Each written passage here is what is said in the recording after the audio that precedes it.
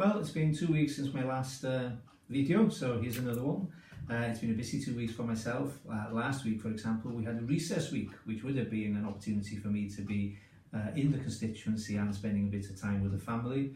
Unfortunately, I was in Canada. Now, I did enjoy myself, don't get me wrong, I did enjoy myself, but I was there on behalf of the government and the Ministry of Defence, undertaking numerous meetings with Canadian counterparts and also with MPs in the Canadian Parliament, which is quite a striking Gothic building.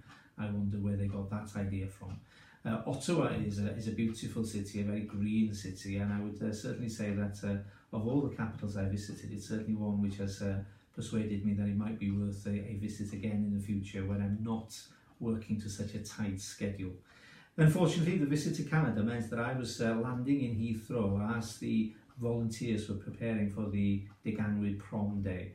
I've been in attendance at the Deganwy Prom Day over the years on several occasions, and I was very pleased to hear that this year there was a record turnout, well over 2,000 people in attendance, and I think it's no bad thing that the work that was done to restore the promenade is being rewarded with that type of support. I know the weather was great, but it really is fantastic for those hard-working volunteers to see their efforts being rewarded by the community being fully involved. So congratulations to all of you who were involved with the Promenade Day in Deganwy. Just an item of constituency interest, I understand that we still haven't resolved a permanent home for the post office in Llanfyfechan. There is a temporary resolution of this issue at this point in time, but we do need a permanent home for the post office in a village the size of Llanfyfechan. So if anybody has any ideas, you're more than welcome to contact me. I am in constant correspondence with the post office on this issue, and if there's any ideas as to how we can resolve this issue for the long term, then I'd be more than happy to take them up with the post office on your behalf, because I appreciate that the demographics of Llanfyfechan, the size of the population, the age profile of the population means that we do need a functioning long-term solution in terms of having a post office in the village of Llanfyfechan. This afternoon, I'm also looking forward to a visit from Tristan Lewis, who is chairing the Conwy National Eisteddfod, which is taking place in 2019. Some of you might be aware that the National Eisteddfod chose to come to the county of Conwy, which we were all delighted by. I was even more delighted when they decided to locate the Eisteddfod in Llanrwst in the Conwy Valley, which is of course in the Aberconwy constituency.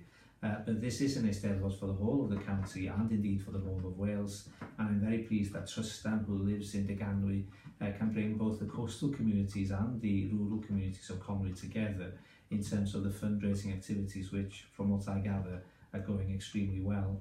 So I do look forward to having a constructive discussion with Tristan as to anything that I can do as the MP to make sure that the Eisteddfod in Llanrwst next year will be a success and will highlight what Conwy has to offer tourists and culture vultures alike. I was also very pleased this week to be at RAF Marham in Norfolk to welcome our first 4 F-35 planes. They flew from South Carolina all the way to Norfolk, an 8.5-hour flight. I think they had to refuel 4 times during that period, and I have to say, even though they're a pretty stunning aeroplane, I'm not sure whether I want to sit in that cockpit for 8.5 hours whilst also flying a piece of machinery which has cost the taxpayer over £100 million. But they were a fantastic sight to behold when they landed, and the response of the 2 young daughters and the son of one of the pilots to his return from the United States after 10 months was something to behold. It was a very proud moment for the RAF, and I was very pleased to have been invited to be part of the welcoming committee, and it was something which I will remember for a very long time. And finally, I know, we're all fed up with talking about Brexit. 500,000 people have switched off from the Today programme on Radio 4 because it depresses them to listen to this, and I can assure you many politicians feel the same. But this is a complex issue. Nobody thought that this would be easy. But I would say this to some of my colleagues, for example, who are very keen to go on the radio at every opportunity. There is sometimes a period of silence required from colleagues and from MPs on this issue. The Prime Minister needs to be supported, not belittled on this issue. I think that the Prime Minister is trying to ensure that we solve the challenges of Brexit in a constructive manner. We have an obligation to the people of Northern Ireland. We have an obligation in terms of the border between Northern Ireland and the Republic. And it really doesn't help when some colleagues who should know better are happy to go onto the media and create mischief.